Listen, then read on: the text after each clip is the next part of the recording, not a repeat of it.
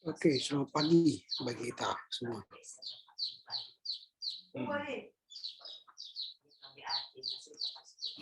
Maaf ya, saya masih dalam perjalanan ke Pekanbaru dan saya sudah sebentar di Dumai di Abang untuk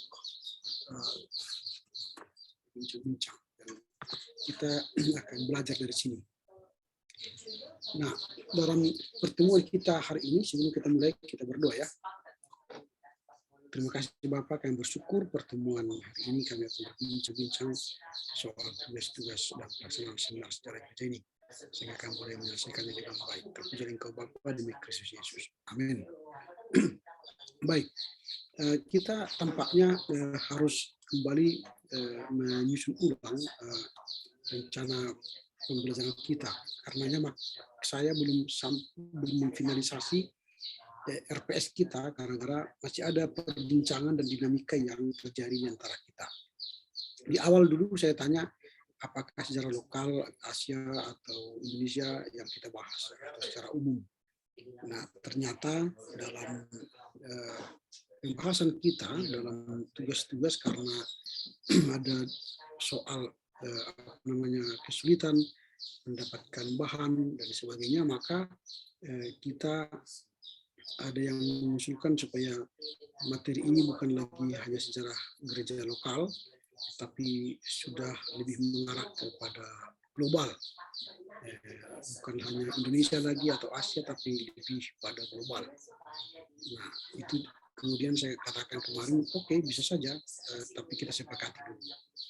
Itu yang pertama, supaya nanti materi yang akan saya susun, kalau misalnya dia sudah menjadi global, tidak akan fokus pada lokal, maka nanti buku-bukunya pun tidak akan fokus lagi kepada lokal. Nah itu.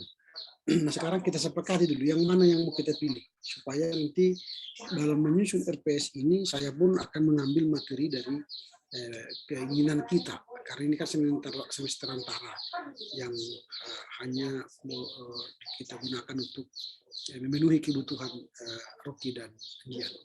Kira-kira mana yang mau kita bahas? Tetap kita membahas gereja lokal, tetapi nanti dalam pembahasan seminar kalian, paper kalian itu bisa global, bisa Indonesia, bisa Asia, terserah. Nah, pembelajaran kita yang lokal, ya, itu. Sehingga materi yang akan kita bahas nanti ialah sejarah gereja lokal, tidak global semua, karena global semua nanti takutnya tidak begitu paham kita semua akhirnya. Kalau kita mulai dari global, lalu ke Asia, lalu ke Indonesia, baru ke lokal. Karena itu kan sekalian pada dasarnya kalian sudah pelajari itu dalam mata kuliah sejarah gereja umum, sejarah gereja Asia, sejarah gereja Indonesia. Itu yang saya maksud. Biarlah nanti paper kalian itu yang boleh global ya terserah, boleh lokal terserah. Tetapi pembahasan kita sebelum seminar itu adalah gereja lokal. Bagaimana? Kita setuju begitu? Mungkin seperti itulah Pak, pembelajaran gereja lokal saja Pak. Tapi seminar nanti tidak tertutup kemungkinan untuk global Pak. Tapi mungkin seminar saya sudah saya tentukan yang gereja lokal. Baik, kalau begitu caranya supaya nanti kita sepakat pembelajarannya bersifat lokal, tetapi nanti ketika membahas materi seminar yang kalian tawarkan itu lebih kepada global, terserah pilihan kalian, global, Indonesia, Asia atau lokal, terserah ya, itu boleh, sehingga nanti proses pembelajaran kita yang akan membahas materi lokal. Itu yang pertama kita sepakati. Nah, yang kedua soal materi yang sudah saya terima, judulnya ya, supaya ini nanti kita matangkan. Mengapa saya sebut kita matangkan? Supaya tujuan daripada seminar ini tercapai. tujuan seminar ini tercapai tentunya ialah dengan hasil dari seminar kalian. Apakah kalian mampu memberikan sebuah gagasan baru atau pemikiran-pemikiran baru, ide-ide baru atau diskursus baru dari materi seminar kalian. Itu yang utama. Kita boleh mencapai tujuan itu. Kalau itu sudah kalian paparkan dalam seminar kalian, bagus. Lalu nanti saya tugaskan juga nanti membuat paper dalam akhir semester, maka seminar kita sudah selesai. Tugas pembelajaran kita pada semester antara ini sudah selesai. Intinya ialah kalian mampu membuat sebuah seminar secara gereja yang baik dan benar. Itu semester antara ini. Sama seperti seminar gereja yang lain yang diikuti semester-semester sebelumnya, kalau kalian mempresentasikan paper kalian dengan baik, lalu melakukan ujian dengan baik, sebenarnya kan sudah selesai perkuliahan. Nah itu, jadi ini pun demikian adanya. Nah karenanya saya hari ini membahas tema bagaimana cara mempersiapkan seminar supaya nanti tidak tidak mengalami kendala dalam rangka menyelesaikan atau menyusun sebuah makalah atau seminar. Nah itu, jadi saya ulangi lagi. Saya kurang tahu apakah ini dulu dipelajari dari dosen mata kuliah yang lain, sehingga kalian bisa menyelesaikan tugas-tugas seminar dengan baik. Tidak tahu saya. Tapi ini mumpung kita masih belajar seminar, lalu bagaimana cara menyusun seminar, itu yang kita akan pelajari. Kalau kemarin yang kita pelajari itu soal bagaimana teori-teori membuat seminar, lalu bagaimana pelaksanaan seminar, lalu bagaimana menerima kritik dalam seminar. Itu sudah saya sampaikan. Artinya secara umum kalian sudah mengerti apa itu seminar. Bahwa seminar itu adalah sebuah pertemuan yang hendak menyampaikan karya ilmiah, menyampaikan gagasan-gagasan yang didengar oleh peserta seminar, lalu ada respon dari peserta seminar, bagaimana pendapat atau gagasan kalian itu, apakah itu menarik, apakah itu tidak, atau bagaimana penilaian peserta seminar. Lalu kalian meresponnya dengan baik, memperbaiki, menerima, dan juga berargumentasi terhadap seminar yang kalian sampaikan. Itu kemarin yang kita bicarakan. Nah, itu masih hal-hal pada tataran teoritis, ya, bagaimana teori dalam sebuah seminar. Kalau kali ini kita akan membahas soal praktisnya. Nah, bagaimana cara membuatnya supaya lebih praktis dan melaksanakannya dengan baik. Nah, setelah pertemuan kali ini, minggu depan kita sudah masuk pada laporan baca. Ya, laporan baca. Lalu di tengah-tengah laporan bacaan ini, kalian sudah bisa menyusun seminar, bahan seminar kalian, materi seminar kalian. Nah, laporan baca ini adalah masa persiapan kalian untuk menyusun seminar. Saya yakin bahwa materinya sudah dipegang oleh kalian, sudah dibaca, juga ada dalam kerangka berpikir kalian, tinggal menuangkan dalam sebuah materi. Nah, supaya kalian mampu menuangkan ide-ide itu, gagasan-gagasan itu, maka kita akan menulis dengan baik dengan cara akan kita pelajari pada hari ini. Saya akan mulai, ini saya ulangi, kalau ini sudah pernah juga kalian dengar dulu, saya ulangi supaya kalian lebih matang dalam rangka mempersiapkan materi seminar. Nah, apakah ini materinya sudah saya angkat share screen? Ini ya, cara penulisan makalah tugas kuliah. Nah, ini tidak begitu jauh dengan cara menulis seminar. Nah, mengapa ini saya angkat? Supaya kita bisa memahami apa itu seminar, bagaimana cara membuat seminar dengan baik. Jadi katakanlah seminar itu sama dengan makalah yang kalian presentasikan di kelas ya, sehingga kalian boleh menyampaikan gagasan kalian, ide-ide kalian kepada peserta kelas, lalu kalian mempertanggungjawabkannya dengan baik. Nah, itu makalah atau materi seminar, itu makalah atau materi seminar itu merupakan sebuah karya tulis ya, sebuah karya tulis yang di dalamnya terdapat buah pemikiran dari seorang penulis. Ini yang penting. Jadi dalam bahan seminar itu nanti akan ditemukan sebuah bahan pemikiran. Nah, ini bisa gagasan, bisa ide-ide, bisa diskursus. Nah, dari kalian. Nah, apa itu ide-ide atau diskursus kalian? Kalau misalnya contoh ini, Dian itu sudah mencoba berpikir akan menulis sebuah makalah seminar atau materi seminar dengan judul kepemimpinan pelayanan pendeta under Marisi Tua Dumbenturing. Jadi dia akan berbicara, melihat bagaimana kepemimpinan under Tobing. Jadi suatu tinjauan historis praktis terhadap kepemimpinan pendeta serta implikasinya terhadap perkembangan jemaat dan pelayanan GKPI. Nah, kalau itu judul misalnya yang akan diseminarkan, nanti Dian itu harus menemukan apa gagasan atau ide-ide atau diskursus dari sebuah kepemimpinan under Tobing. Apa itu? Apa gagasan under Tobing itu dalam memimpin GKPI pada awal?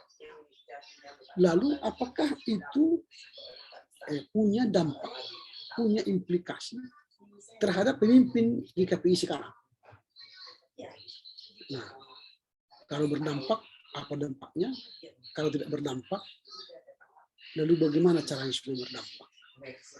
Nah, ini contoh. Sudah ada gagasan itu, nanti dari seminar itu ada buah pemikiran kalian. Nah, jadi buah ini, apa yang menjadi hasil pemikiranmu yang akan hendak ditawarkan kepada GKPI jika diperhadapkan dengan gaya kepemimpinan Anda? Apa yang sama sekarang yang masih dimiliki pemimpin GKPI yang dimiliki oleh Anda? Atau apa yang tidak ada lagi dalam kepemimpinan Anda dan tidak dimiliki oleh kepemimpinan GKPI sekarang? Lalu apa gagasannya? Apakah gagasanmu hendak supaya pemimpin GKPI itu harus sama seperti Anda, atau gagasannya ialah supaya pemimpin GKPI lebih hebat daripada Anda? Nah, itu nanti terlihat dari seminar ini. Ciri-ciri sebuah makalah atau katakanlah ini ciri-ciri sebuah seminar, jadi dia bisa merupakan hasil dari laporan pelaksanaan suatu kegiatan. Bisa saja ini hasil seminarmu ini dari penelitianmu sendiri ya kepada bagaimana kepemimpinan GKPI sekarang. Nah, apakah masih sama dengan Anda atau tidak? Nah, itu boleh hasil kegiatanmu. Atau mendemonstrasikan pemahaman tentang teori atau kemampuan. Jadi kamu hendak mendemonstrasikan pemahaman teori atau kemampuan. Jadi kamu punya teori. Teorinya ialah under Tobing itu punya teori kepemimpinan. A, B, C, D, itu teori kepemimpinan Anda. Lalu bagaimana teori kepemimpinan Anda yang A, B, C, D ini dimiliki oleh pemimpin GKPI sekarang? Itu berarti kamu mendemonstrasikan. Itu ciri-ciri sebuah seminar atau makalah. Ketiga, dapat menunjukkan kemampuan untuk memahami teori atau sumber. Jadi Dian itu harus benar-benar menguasai kepemimpinan Anda. Jangan nanti pada saat seminar kamu tidak mengerti apa itu kepemimpinan Anda. Apa teori-teori yang dia pakai dalam memimpin GKPI pada awal berdirinya GKPI sampai dia memimpin GKPI beberapa kali, harus dikuasai. Jadi kalau tidak kau kuasai, itu bukan seminar namanya. Nah, itu. Lalu untuk mendemonstrasikan kepemimpinan yang dimiliki ketika menyusun berbagai sumber. Nah ini, jadi kamu misalnya sudah membaca kepemimpinan lain selain kepemimpinan Andar, mungkin ada juga kepemimpinan di gereja lokal ya, kepemimpinan SAE Nawaban, itu yang fenomenologis ya, kepemimpinan WTP Semarmata misalnya, atau kepemimpinan PWT Simanjuntak, itu dari KIP, atau kepemimpinan dari KPS misalnya Pendeta Jewish Mastragi, atau dari HKI misalnya Pendeta Sirait, atau dari GP misalnya Pendeta GP Harahap. Nah itu kepemimpinan di gereja-gereja lokal. Kamu bandingkan itu. Setelah itu kamu memiliki kemampuan untuk menyusun berbagai sumber informasi berkaitan dengan kepemimpinan gereja. Nah itu. Nah kalau fungsinya tidak begitu saya bahas. Nah, saya lebih fokus pada sekarang struktur makalahnya. Nah, atau struktur dari sebuah seminar yang akan kita susun nanti. Apa itu strukturnya? Nah, strukturnya itu pasti adalah cover ya. Ini penting. Jadi di kampus kita sering ada tugas-tugas tapi tidak ada covernya. Artinya ini cover ini baju. Kalau kalian datang ke rumahku atau ke ruangan saya atau ke kelas saya tidak pakai baju, itu kan nggak sopan. Kita kuliah tidak ada bajunya, itu kan tidak sopan. Nah, jadi itu namanya setiap makalah itu pakai ada bajunya, ada sampulnya, supaya dia terlihat cantik. Ini PBR mahasiswa di kampus ini tidak ada baju, langsung dikasih gitu, telanjang ya. Dikasih ya, kalau dikasih telanjang kan gak enak lihatnya. Jadi cover adalah sampul dari makalah yang memuat judul ya, ini kan, ini judul, ada judulnya ini. Kemudian ada logo, ini logo, ada juga logo identitas penulis serta tempat dan tahun terbit. Ini logonya ini. Nanti ada yang sudah baru ini, jangan teologi ya. Sekarang kita menulis teologi, tidak teologi, tapi teologi ya. Nanti ada apa namanya, dicarilah yang asli. Nah baru nama kalian siapa, program studi apa, baru tahun berapa. Itu halaman sampul seperti ini. Lalu ada kata pengantar. Kata pengantar itu berisi apa? Jadi kalau dia seminar, tentu ada kata pengantar. Nah, bagaimana kamu menghantar peserta seminar itu memahami gagasanmu, pemikiranmu, ide-ide yang akan kau sampaikan. Mengapa kamu menulis bahan seminar itu? Tentu ada yang hendak kamu sampaikan. Saya menulis seminar tentang kepemimpinan pendeta Andar Tobing karena pendeta Andar Tobing itu adalah pemimpin GKP yang fenomenal. Mengapa disebut fenomenal? Karena dia memiliki gaya yang berbeda dengan yang lain. Gaya kepemimpinannya bla bla bla. Nah, untuk memperdalam soal gaya kepemimpinan tentang ini, maka saya akan membuat gagasan-gagasan kepemimpinan yang dilakukan oleh Andar Tobing dalam seminar yang akan kita bahas kali ini. Nah, itu hanya pengantar. Nah, setelah pengantar, baru masuk daftar isi. Jadi setiap seminar itu harus punya daftar isi. Kalau di kampus kita ini tidak ada daftar isi. Ada makalah, tidak ada daftar isi. Jadi daftar isi itu ya memuat daftar isi semua, misalnya seperti ini, judul, kata pengantar, pendahuluan, pembahasan, pintu, daftar pustaka. Ini daftar isi, contoh daftar isi. Kemudian bagian yang keempat ialah pendahuluan. Apa pendahuluan dari sebuah seminar atau dari sebuah makalah? Nah, pendahuluan itu terdiri dari pertama latar belakang. Nah, karena ada setiap dalam pendahuluan seminar atau makalah biasanya ada 3 bab gitu. Yang pertama itu latar belakang. Latar belakang ini hendak menyampaikan apa yang menyebabkan kita tertarik membahas topik itu? Artinya, mengapa kita membahas topik tersebut? Tentu ada sesuatu yang menarik. Mengapa Dian misalnya memilih kepemimpinan Under Tobing? Karena ada sesuatu yang menarik dari kepemimpinan Under Tobing. Kan itu. Kalau tidak menarik kepemimpinan Under Tobing, mungkin Dian tidak akan mengambil topik itu untuk dibahas. Jadi itu latar belakangnya. Saya tertarik memilih kepemimpinan Under Tobing karena kepemimpinan Under Tobing bla bla bla bla.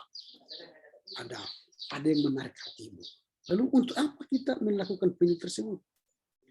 Mengapa dia ketika misalnya hendak meneliti kepemimpinan Under Tobing? Berarti ada sekarang kepemimpinan GKPI tidak seperti Tobing lagi.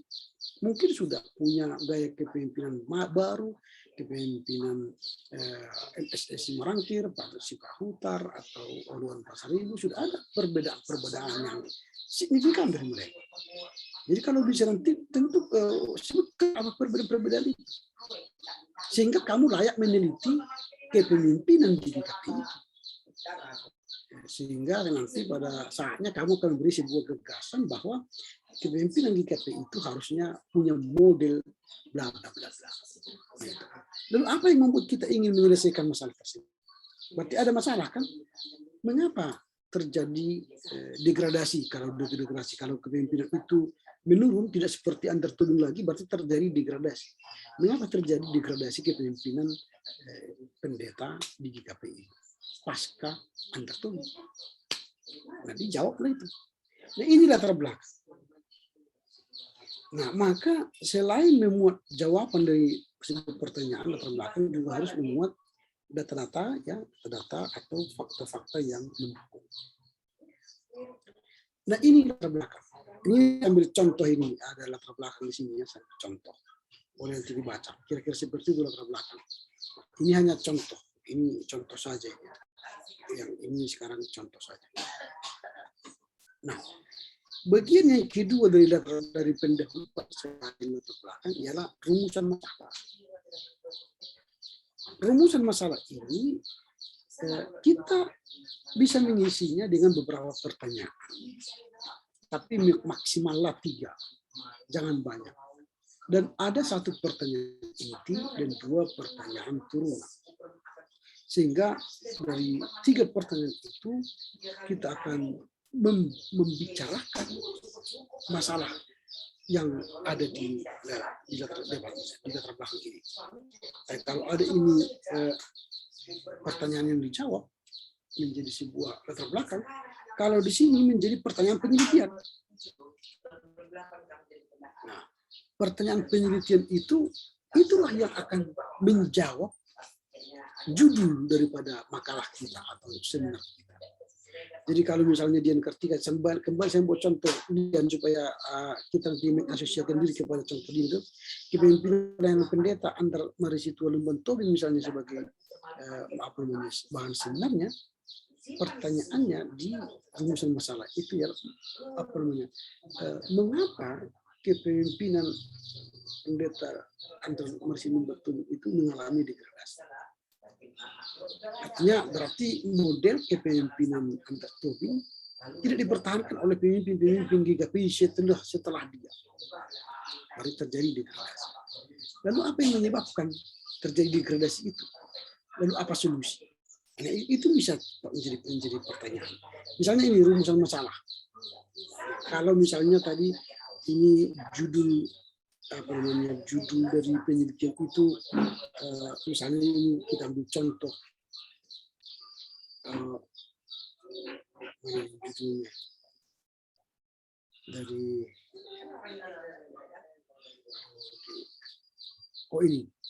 ini judul kan di atas tadi sudah ada judulnya. Konsep pendidikan agama Kristen SD Negeri 1 Medan. Jadi kalau pertanyaan masalahnya jadi begini. Artinya begini, apa pengertian dan fungsi manajemen keuangan? Contoh, dari mana sumber dana pensiun? Karena ini contoh rumusan masalah. Artinya pertanyaan. Tapi janganlah terlampau banyak seperti ini. Jangan sampai 5 poin. Cukuplah sampai 3 poin pertanyaan itu. Tadi saya bisa katakan mengapa terjadi degradasi kepemimpinan di KPI setelah Under Tobing. Atau apa faktor-faktor yang menyebabkan degradasi itu? Lalu apa solusi? Tentu ada solusi supaya kembali kepemimpinan gaya lumbung itu dilakukan oleh pemimpin di KPI saat ini. Ini tawaranmu supaya jangan terjadi. Lalu tujuan masalah, tujuan penelitian maksudnya, bukan tujuan masalah, tujuan penelitian. Kenapa melakukan penelitian tentang kepemimpinan pendeta Under Tobing? Tentu ada tujuan. Tujuan itu merupakan bagian yang berisi tentang dibuatnya makalah tersebut. Saya menulis kepemimpinan Under Tobing. Tujuannya apa? Tentu supaya saya mengetahui apa sebenarnya metode teori kepemimpinan Under Tobing. Itu kan tujuannya. Mengapa saya belajar dan meneliti kepemimpinan Under Tobing? Supaya saya tahu. Berarti untuk mengetahui ya. Untuk mengetahui. Jadi di tujuan itu nanti misalnya menjadi satu untuk mengetahui tentang kepemimpinan Under Tobing. Kedua, untuk mengetahui faktor-faktor apa yang membuat kepemimpinan Under Tobing terdegradasi. Yang ketiga, apa untuk mengetahui apa solusi untuk mempertahankan atau meningkatkan metode atau gaya kepemimpinan Under Tobing. Nah, ini contoh tujuan masalah. Nah, setelah tujuan penelitian, setelah dapat tujuan penelitian, maka akan ada pembahasan. Baru bahaslah makalah itu atau seminar itu dengan baik. Karena kamu sudah tahu latar belakangnya, mengapa kamu menulis itu, kemudian ada pertanyaan penelitiannya, mengapa terjadi degradasi kepemimpinan di KPI pasca ada Under Tobing, lalu apa faktornya, lalu apa solusinya, lalu tujuannya sudah jelas, lalu bahaslah. Nah, pokok pembahasan ini bahaslah satu persatu dari pertanyaan penelitian ini. Apa tadi yang kau tanya di sini? Kalau pertanyaannya tadi, misalnya di sini, mengapa terjadi degradasi kepemimpinan GKPI pasca Under Tobing? Nah, di sini nanti kita bahas. Pembahasan kan? Tentu pembahasan ini harus sesuai dengan latar belakang kan, rumusan masalah dan tujuan penelitian yang kita buat. Nah, isi biasanya mencakup tentang landasan teori, uraian materi, serta solusi penyelesaian dari sebuah permasalahan. Jadi, contoh ini hanya contoh lain. Nah, nanti mulailah pembahasan kepemimpinan di KPI. Kan sini kan? Ini mulai pembahasan ini mulai dibahas misalnya contoh kepemimpinan KPI pada masa Under Tobing. Baru dua, degradasi kepemimpinan GKPI pasca Under Tobing. Berarti baru kemudian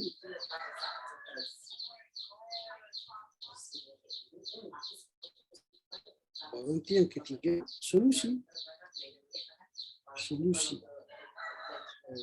atau kau buat itu apa namanya judulnya soal tinjauan historis kritis praktis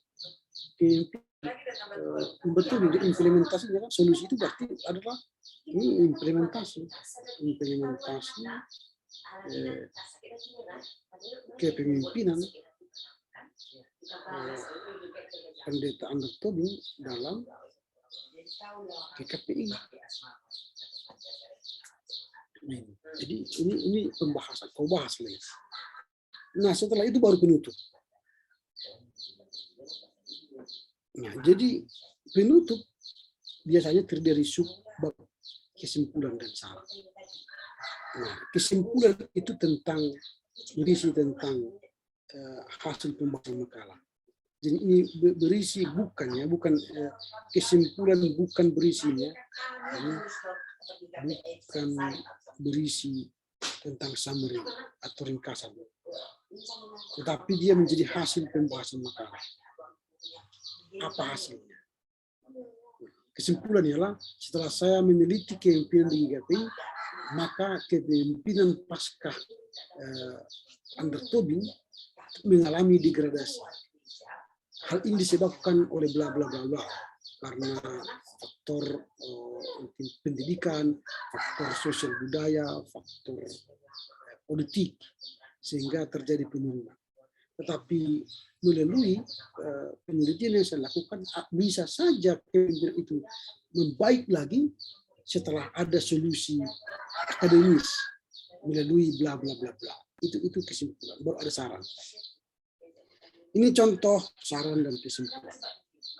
Baru setelah itu daftar pustaka. Nah, kemudian cara membuat makalah bagaimana? Kita tentukan tema atau topik pembahasan. Ini kan sudah kalian lakukan. Sudah topiknya. Kalau Dian tadi saya sudah bahas berulang-ulang, kepemimpinan peranan pendeta itu sudah itu topiknya. Kalau topik daripada si Rocky itu adalah kiprah misi Indonesia di tengah bakat. Suatu tinjauan praktis tentang kiprah misi Indonesia di tengah bakat diperhadapkan dengan misi HKI serta relevansinya bagi misi gereja HKI. Nah, jadi itu ditentukan. Lalu setelah ditentukan tema, tentukan judul. Itu pun sudah kalian lakukan. Judulnya kalian sudah tentukan. Nah, kemudian kumpulkan bahan referensi. Nah, ini mungkin sedang kalian kumpulkan beberapa waktu ke depan. Lalu tulislah makalah secara sistematis. Apa itu? Ikutilah ini tadi yang mulai dari awal tadi, mulai dari cover, baru kata pengantar, pendahuluan, baru rumusan masalah, tujuan masalah, baru pembahasan isu. Ini waktu kalian kerjakan nanti secara sistematis. Kemudian yang terakhir, sunting makalah. Sebelum dikirim ke saya, ya baca dulu, berulang-ulang. Kalau bisa baca, suruh orang lain membaca. Karena kalian nanti yang baca, pasti kalian sudah membenarkan apa yang kalian tulis. Tapi kalau orang lain membaca, pasti mereka bisa dapat koreksi dari kita. Lalu buatlah kesimpulan.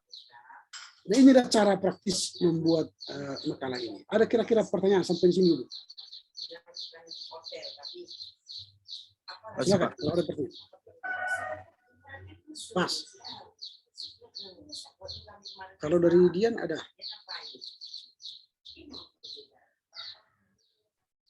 Dian ini tampaknya jaringannya tidak bagus. Saya masih ragu apakah dia di tempat yang tepat untuk kuliah.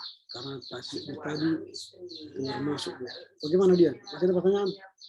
Meledakkan kayak mana? Pas. Baik, kalau sudah pas, baiklah kita akhiri perkuliahan kita sampai di sini. Kita bertemu hari Rabu ya. Kita bertemu pada hari Rabu ini. Baiklah, kita tutup perkuliahan kita bersatu dalam doa. Terima kasih Bapak, kami bersyukur kami boleh bertemu kembali dalam sejarah gereja ini.